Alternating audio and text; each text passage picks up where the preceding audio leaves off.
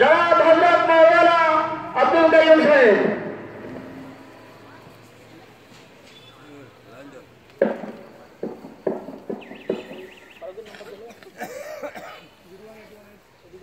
السلام عليكم ورحمة الله وبركاته.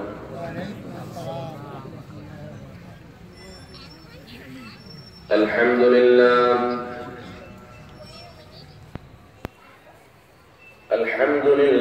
نحمده ونستعينه ونستغفره ونعوذ بالله من شرور أنفسنا،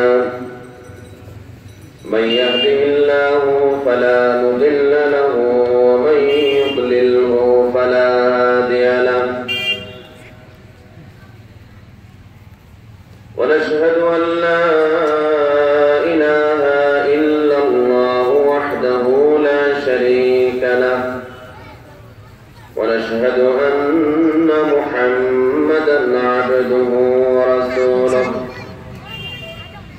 الذي أرسله الله بالحق بشيرا ونذيرا وداعيا إلى الله بإذنه وسراجا منيرا. أعوذ بالله من الشيطان الرجيم. بسم الله الرحمن الرحيم. ولقد آتينا لقمان الحكمة أن اشكر لله، ومن يشكر فإنما يشكر لنفسه، ومن كفر فإن الله غني حميد.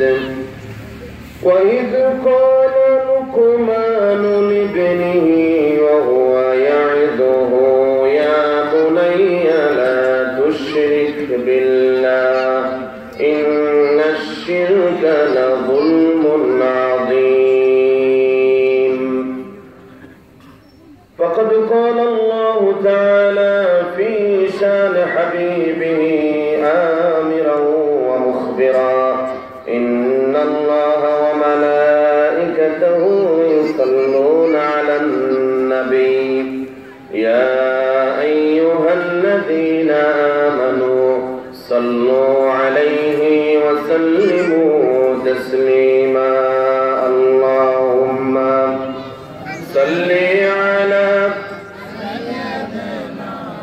مولانا محمد وعلى آل سيدنا مولانا محمد.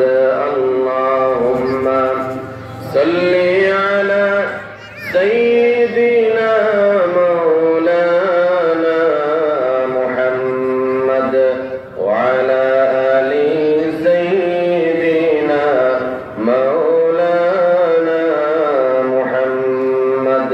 بلغ العلا بكماله كشف الدجى بجماله حسنت جميع خصاله صلوا عليه وآله.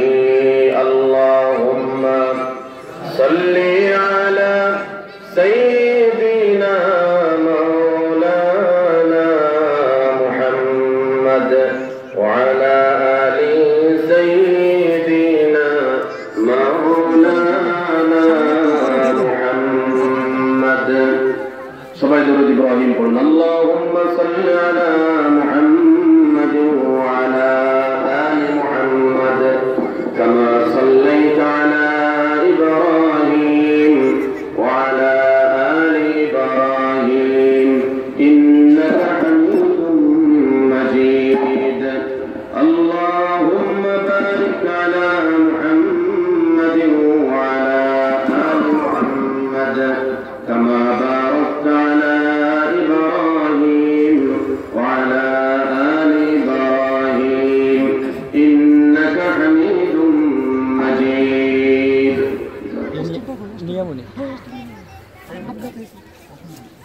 উপস্থিত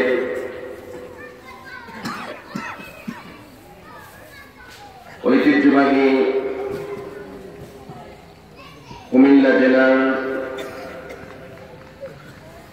লাঙ্গলকোট থানাধীন মধ্যলি তালিমুল কোরআন নুরানি মাদ্রাসার উদ্যোগে আয়োজিত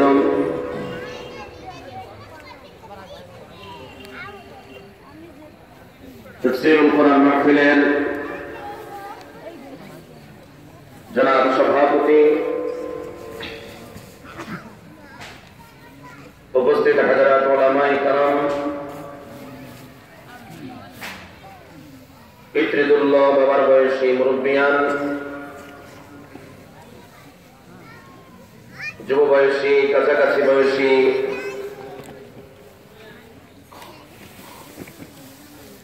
আমার একান্ত প্রিয় শ্রদ্ধেয় যুবক ভাইয়েরা, কচি কাছা ছোট্ট বন্ধুরা,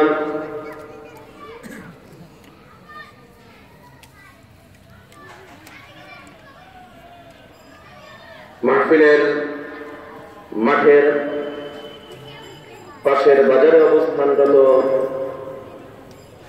দিন প্রিয়, ইসলাম প্রিয় ভাইয়েরা, পর্দার আড়ালে ঘরে বাড়িতে অবস্থানরত আমার সম্মানিত মা এবং বোনেরা, আমরা আল্লাহ রাব্বুল ইজ্জতুল জালালের শুকরগুজার হচ্ছি, শুকরিয়ার মস্তক অবনত করছি সে মহান মাবুদের জন্য, যে মহান মুনিব আমাদেরকে দয়া করে, মেহেরবানি করে সালাতুল মাগরিব জামাতের সাথে আদায় করে কোরআনের মাহফিলে, কোরআনের মাদ্রাসার উদ্যোগে আয়োজিত মাহফিলে আমাদেরকে সমবেত হওয়ার তৌফিক দান করেছেন। সেজন্য আমরা সবাই মুনিবের শুকরিয়া আদায় করছি, সবাই সমস্যার কারণে শুকর আদায় করি আলহামদুলিল্লাহ।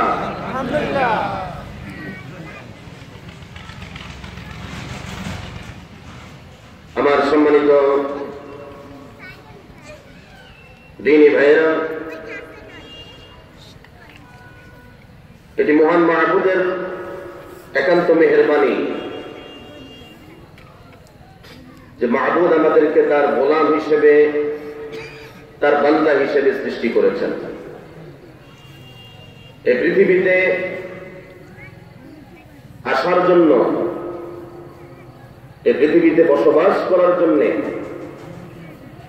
আকাশ জমিনের মালিক রব্বুল আলামিনের কাছে আমাদের কোনো দরখাস্ত ছিল না।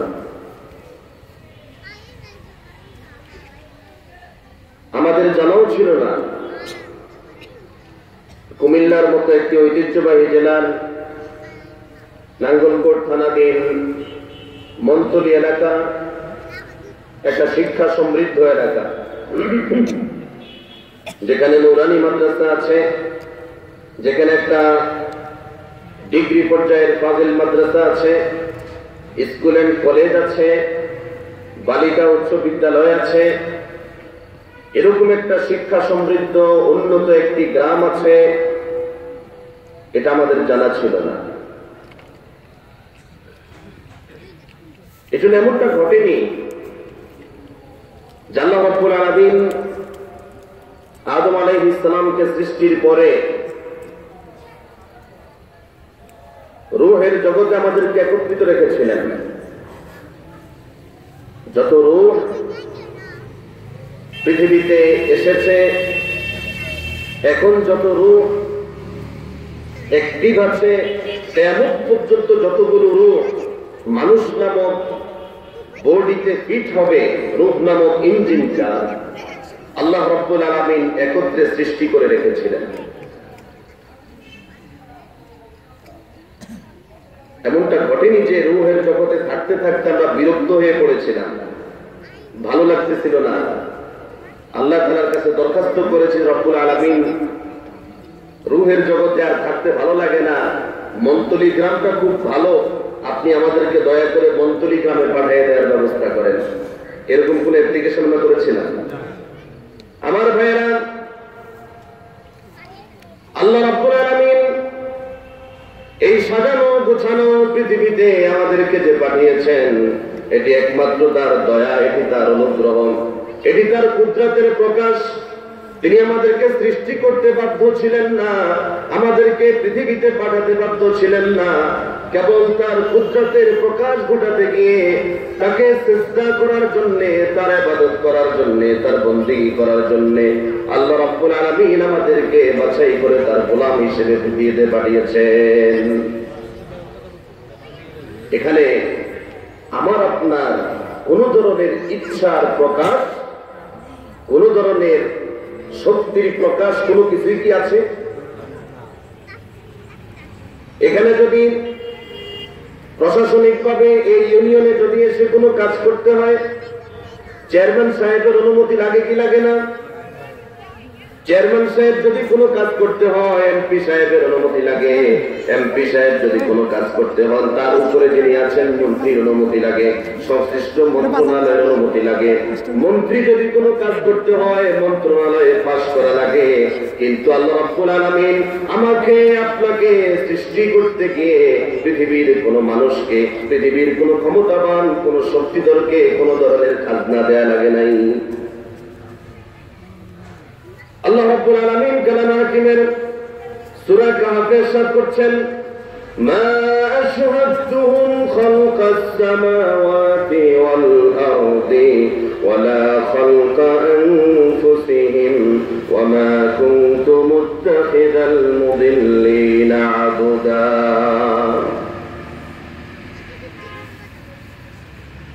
এই যে মানব জাতি,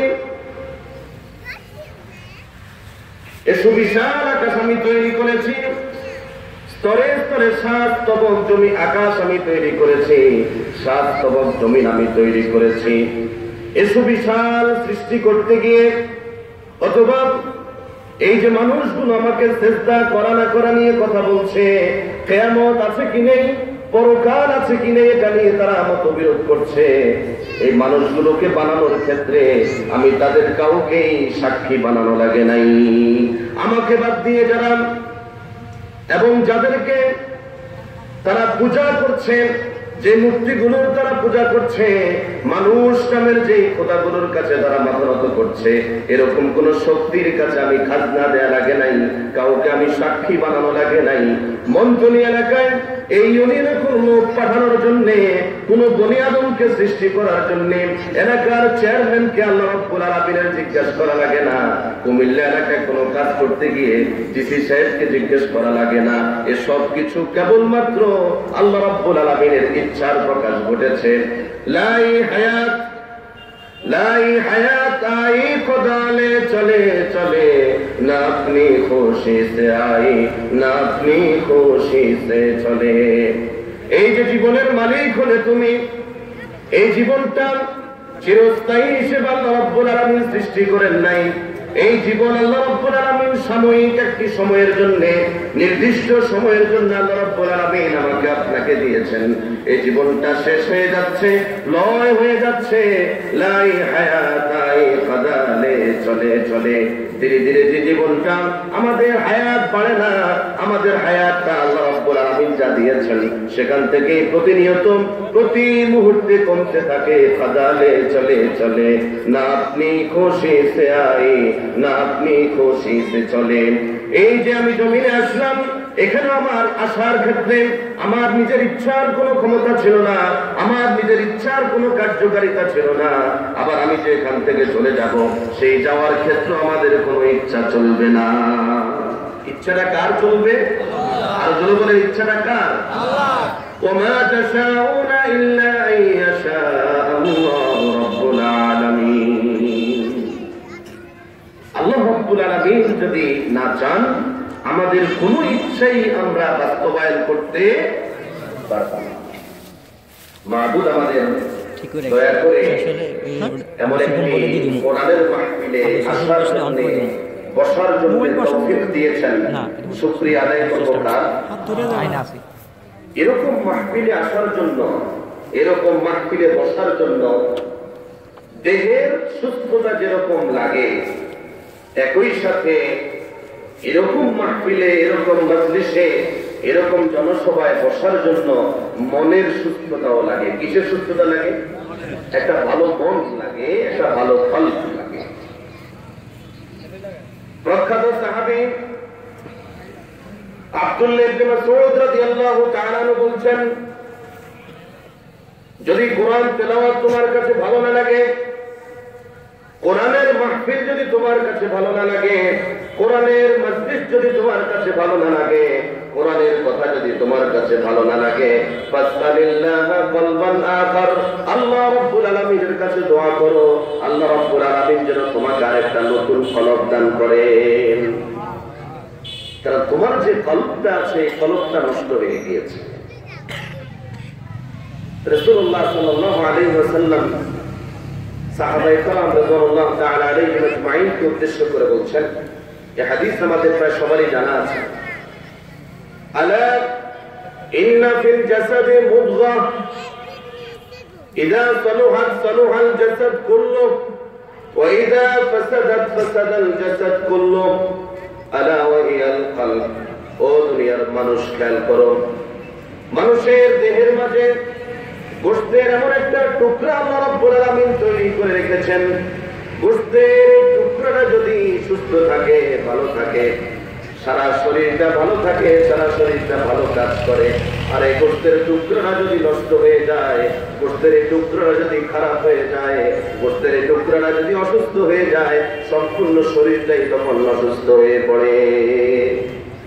সে গোশতের টুকরার নাম কি? কলব। আলা ওয়া আল কলব, গোশতের সে টুকরাটা হচ্ছে কলব। মানুষের দৈহিক দৃষ্টিকোণ থেকে যদি আমি আপনি বিচার করে দেখি, পৃথিবীর মানুষের জন্য এ যাবৎ যত রোগ আবিষ্কৃত হয়েছে আর যত রোগ ধরা পড়েছে, এবং ইদানিংকালে এসব রোগের মধ্যে যে রোগটা কমনলি মানুষের মধ্যে ছড়িয়ে পড়েছে দুনিয়ার পেরেশানি বেড়ে যাওয়ার কারণে, এর মধ্যে একটা কমন রোগ হয়ে যাচ্ছে, যেটা আগে খুব রেয়ার ঘটতো, সেটা হচ্ছে হার্ট অ্যাটাক। কি? Heart attack. হার্ট যখন অ্যাটাক হয়, হৃদপিণ্ডের কার্যক্রম যখন বন্ধ হয়ে যায়, এখানে যদি রক্তের সার্কুলেশনটা সঠিকভাবে না চলে, এটাকেই বলা হয় হার্ট অ্যাটাক। তার হৃদপিণ্ডটা এখন সঠিকভাবে আর কাজ করছে না, সে এখন বিকল হয়ে যাচ্ছে। মানে হার্টটা সঠিকভাবে কাজ করছে না। ইযা সালুহাত সালুহাল জাসাদ কুল্লুহু ওয়া ইযা ফাসাদাত ফাসাদাল জাসাদ কুল্লুহু। এটা যদি সুস্থ থাকে, সম্পূর্ণ শরীরটা তখন সুস্থ হিসাবে হিসাব করা হয়। আর যদি এটা অসুস্থ হয়ে পড়ে, সম্পূর্ণ শরীরটাই তখন অসুস্থ হয়ে যায়। বলছিলাম যে কোরআনের কথা শোনার জন্য, কোরআনের কথা বোঝার জন্য, এই জন্য একটা ভালো কি লাগে? কথা আমার বুঝেন না, একটা ভালো কি লাগে? কলব লাগে। এমনি তো এখন সাধারণভাবে মাগরিবের পরে মাহফিল জমে না, আস্তে আস্তে জমে। আমার পূর্ব নির্ধারিত প্রোগ্রাম যেটি, সেটা বুঝছির কাছাকাছি। আমার পরম শ্রদ্ধেয় বড় ভাই, একই সাথে একই জায়গায় একই মাদ্রাসায় আমরা কাজ করি, শিক্ষকতা করি, তার অনুরোধে এবং যেহেতু ডেটটা মিলে গিয়েছে, তিনি অনুরোধ করেছেন, এই কারণেই আমাকে এখানে প্রোগ্রামটা নিতে হয়েছে। উদ্দেশ্য ছিল বেড়ানো, এবং আলহামদুলিল্লাহ বেড়ানোর কাজ শেষ। এবার আপনাদেরটা কি হবে আমি জানি না। বেড়ানোর উদ্দেশ্যে কালকে রাতে চলে আসছি, এবং আলহামদুলিল্লাহ আপনাদের এলাকা ঘুরে ফিরে দেখেছি, অনেকের সাথে কথা হয়েছে। পরিমিত সময়ের মধ্যে আমার আগের নির্ধারিত প্রোগ্রামটা ধরার বাধ্যবাধকতা আছে, সেজন্য আমাকে চলে যেতে হবে। এর মধ্যে একটু বিচ্ছিন্ন ভাবে আমরা বসেছি, যাদের একান্ত খুব কষ্ট হবে না। আমার বাবার বয়সী মুরব্বীরা এখানে এই মাঠের মাশাআল্লাহ আবার ভালো বৈশিষ্ট্য আছে, সমতল ভূমি আছে, আবার পাহাড়ের মতো টিলাও আছে। টিলার উপরে যারা বসেছেন, যাদের খুব কষ্ট হবে না, জোয়ান ভাইরা যারা আছে, তারা একটু কষ্ট করে এই মাঝখানের ফাঁকা জায়গাটা চলে আসেন, আর একটু জিকির করেন সুবহানাল্লাহ এই অবস্থা আপনাদের জানা আছে, আপনাদেরকে লাগাই দিলে আপনারা ভালো বলতে পারেন যে মাহফিলের জায়গায় মজলিসের আদব হচ্ছে যে আপনি মাঝখানে ফাঁকা রাখবেন না, ফাঁকা জায়গাটা শয়তান দখল করে। এই জন্য একটু কষ্ট করে জিকির করতে করতে সামনে চলে আসেন। সুবহানাল্লাহ, আলহামদুলিল্লাহ, লা ইলাহা ইল্লাল্লাহ, সুবহানাল্লাহ, আলহামদুলিল্লাহ, লা ইলাহা ইল্লাল্লাহ, সুবহানাল্লাহ, আলহামদুলিল্লাহ, লা ইলাহা ইল্লাল্লাহ, সুবহানাল্লাহ, আলহামদুলিল্লাহ, লা ইলাহা ইল্লাল্লাহ, লা ইলাহা ইল্লাল্লাহ, মুহাম্মাদুর রাসূলুল্লাহ। আলহামদুলিল্লাহ। বলছিলাম যে ভালো কথা শোনার জন্য, বিশেষ করে কোরআনের কথা শোনার জন্য, হাদিসের কথা শোনার জন্য একটা ভালো কি লাগে? ভালো একটা হল লাগে। নতুবা এখন যার কাছে যেটা ভালো লাগে, যার কাছে কোরআন তেলাওয়াত ভালো লাগে, তিনি এবার রেডিওতে হোক, টিভিতে হোক, মোবাইল ফোনে হোক, হেডফোন লাগিয়ে হোক, তিনি যখন তখন কোরআন তেলাওয়াতই শুনবেন। আর যার কলবটা তৈরি হয়েছে খারাপ কাজ করার জন্য, যিনি কলবের মধ্যে খারাপ কাজগুলোকে জায়গা দিয়েছেন, তিনি খারাপ কাজেই স্বাদ পাবেন। তার কাছে গান শুনতে ভালো লাগবে, গীবত শুনতে ভালো লাগবে, পরনিন্দা শুনতে ভালো লাগবে, বাজে কথা বলতে ভালো লাগবে, বাজে আড্ডায় বসতে ভালো লাগবে। কারণ এখানে তিনি যেই জায়গাটা, যেই বস্তুগুলো জায়গা দিয়েছেন, এটার রিফ্লেকশন হবে। আমরা আজকে আলোচনার জন্য সূরা লুকমানের দ্বিতীয় রূপর প্রথম দুটো আয়াত তেলাওয়াত করেছি। সম্ভব হলে সামনে যাব, নতুবা শতসঙ্গ কথা এই দুটো আয়াত থেকে বলবো ইনশাআল্লাহ। হযরত লুকমান আলাইহিস সালাম এই কলব নিয়ে কথা বলেছেন। হযরত লুকমানের পরিচয় মুফাসসিরিন ইকরাম যেভাবে উল্লেখ করেছেন যে লুকমান আলাইহিস সালাম আল্লাহ রাব্বুল আলামিনের নবী ছিলেন না বিশেষ বাছাই করা পেয়ারা বান্দা ছিলেন, আমাদের ভাষায় কোরআনের ভাষায় ওলি ছিলেন, এ ব্যাপারে মুফাসসিরিনদের মধ্যে একটু মতবিরোধ হয়েছে। অধিকাংশের বক্তব্য হচ্ছে যে লোকমান আলাইহিস সালাম নবী ছিলেন না। লোকমান কি ছিলেন না? নবী ছিলেন না, কিন্তু আল্লাহ তাআলার একজন বাছাই করা প্রিয় বান্দা ছিলেন। আল্লাহ রাব্বুল আলামিনের কাছে কত বেশি প্রিয় হলে কোরআনে কারীমের 114টা সূরার মধ্যে আল্লাহ রাব্বুল আলামিন হযরত লুকমানের নামে একটা সূরা নাযিল করেছেন। সুবহানাল্লাহ। একটা সূরার নাম দিয়েছেন লুকমান, এবং সেই সূরার দ্বিতীয় রুকুটা প্রায় পুরোটাই হযরত লুকমানের নসিহত দিয়ে সম্পূর্ণ করেছেন। সুবহানাল্লাহ। যে হযরত লুকমান যে কথাগুলো বলেছেন সেগুলোই আল্লাহ রাব্বুল আলামিন সরাসরি এখানে নিয়ে এসেছেন। বিভিন্ন বর্ণনার মাধ্যমে যা জানা যায় যে লোকমান আলাইহিস সালাম প্রথমে দাস শ্রেণীর লোক ছিলেন, বনি ইসরাইলের দাস শ্রেণীর লোক ছিলেন, কালো মানুষ ছিলেন, খাটো মানুষ ছিলেন, নাকটা চ্যাপ্টা ছিল হাফসিদের মতো, নিগ্রোদের মতো। একটা কালো মানুষ, বেটে মানুষ, চ্যাপ্টা নাকের মানুষ, দেখতে কি খুব ভালো দেখায়? কিন্তু আপনি চিন্তা করে দেখেন এরকম একটা মানুষের মধ্যে কি গুণ থাকলে আল্লাহ রাব্বুল আলামিন তার নামে সূরা নাযিল করে তাকে সম্মানিত করেছেন। সুবহানাল্লাহ। হযরত লুকমান কলব নিয়ে কথা বলছেন।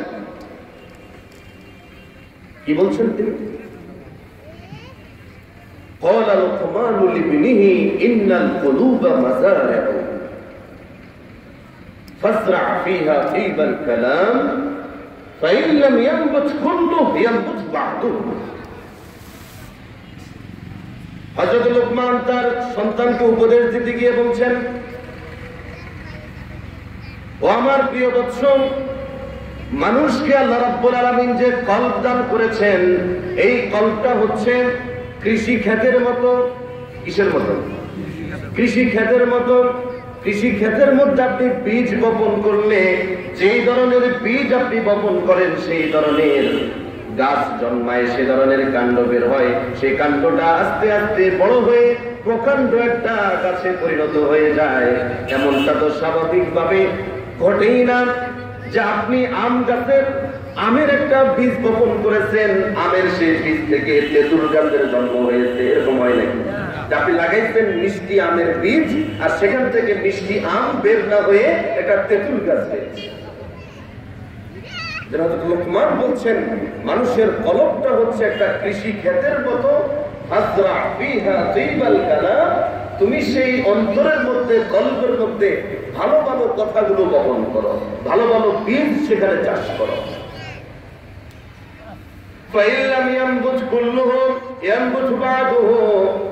লোকমান তার ছেলেকে বলছেন, আমার প্রিয় বৎস, তুমি যদি তোমার কলবের মধ্যে ভালো ভালো কথাগুলো বপন করো, সুন্দর সুন্দর কথাগুলো যদি বপন করো, সকল বীজ থেকে গাছ হয় না, কিন্তু এটাও তো হয় না যে স্বাভাবিকভাবে কোনো বীজ থেকে গাছ হয় না, এরকম হয় না। যত বীজ আপনি লাগাবেন, কি জ্বালা, আমাদের নোয়াখালীতে তো জ্বালা বলে, কি ধানের যে জ্বালা বলেন না, যত জ্বালা বপন করার জন্য উৎপাদনের জন্য আপনি যত ধান ছিটান সবগুলো থেকে কি জ্বালা হয়?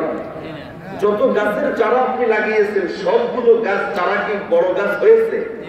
কিন্তু বড় ধরনের বিপর্যয় না হলে, তুফান হয় নাই, বন্যা হয় না, এরকম কোন বিপর্যয় না হলে কোনো চারাই বড় হয় না, এরকম কি হয়?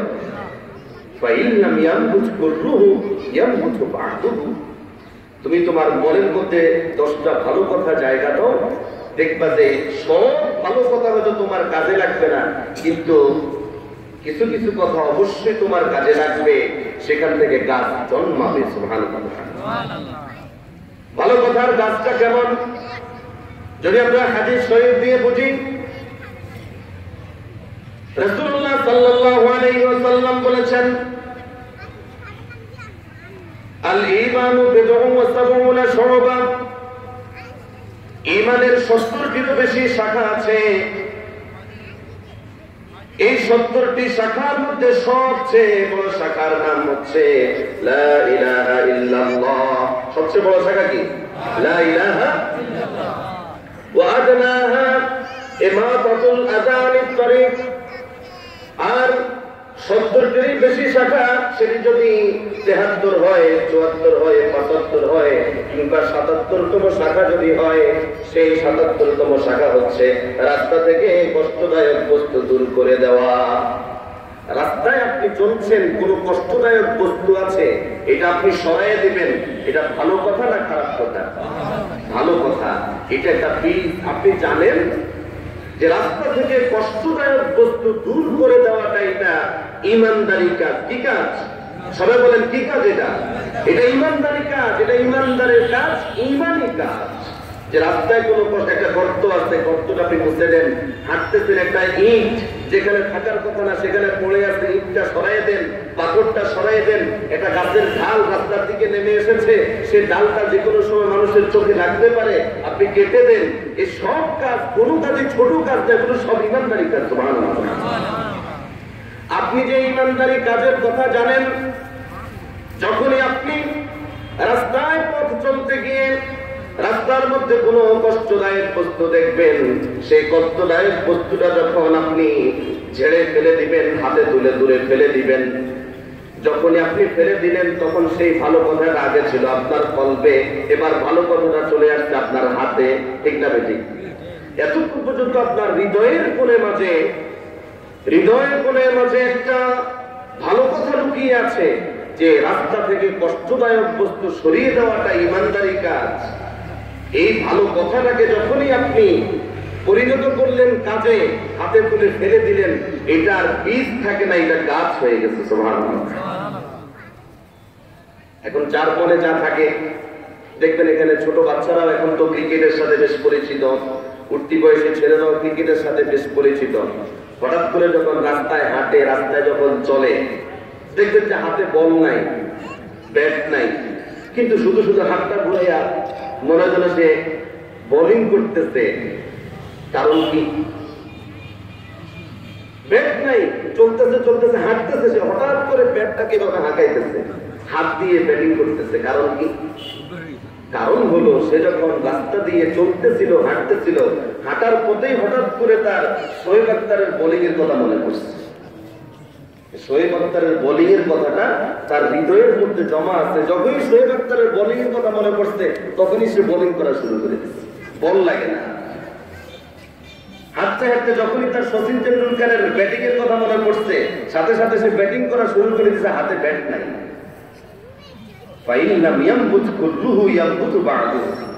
হৃদয়ের মধ্যে আপনি যে কথাটাই জমা রাখবেন, সেই কথাটা সবগুলোই কাজ না হোক, কিছু কিছু অবশ্যই গাছ হবে। এবারে যদি হৃদয়ের মধ্যে ভালো বীজ থাকে, ভালো গাছ উৎপন্ন হবে। আর হৃদয়ের মধ্যে যদি খারাপ বীজ থাকে, তাহলে খারাপ গাছ উৎপন্ন হবে। কথা কি বোঝাতে পারলাম? হযরত লোকমান আলাইহিস সালামের কথা বলছিলাম, যেহেতু সূরা লোকমান থেকে তেলাওয়াত। এই কলম দিয়েই হযরত লোকমান কথা বলছেন।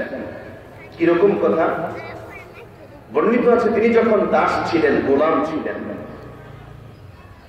হযরত লোকমান তিনি যখন দাসের জীবন যাপন করছিলেন, তার মালিক, তার মুনিব তাকে বললেন, লোকমান তুমি একটা কাবাস, একটা বকরি জবাই করো, একটা ছাগল জবাই করো।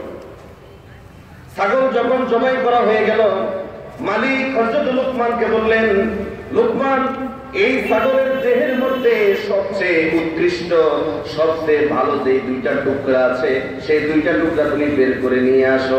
হযরত লোকমান আলাইহিস সালাম ছাগল জবাই করা শেষ হওয়ার পরে মালিক যখন এই কথাটা বললেন, হযরত লোকমান সবচেয়ে ভালো দুইটা টুকরা বের করে নিয়ে আসলেন।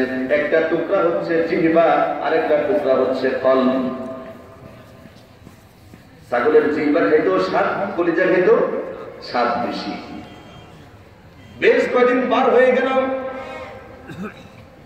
হযরত লোকমানের মালিক আবার তাকে বললেন, লোকমান আরেকটা বকরি জবাই করো। আরেকটা বকরি যখন জবাই হয়ে গেল, হযরত লোকমানকে তার মালিক বলছেন, লোকমান এই বকরির দেহের মধ্যে সবচেয়ে খারাপ যে দুইটা টুকরা আছে, সেই দুইটা টুকরা তুমি বের করে নিয়ে আসো।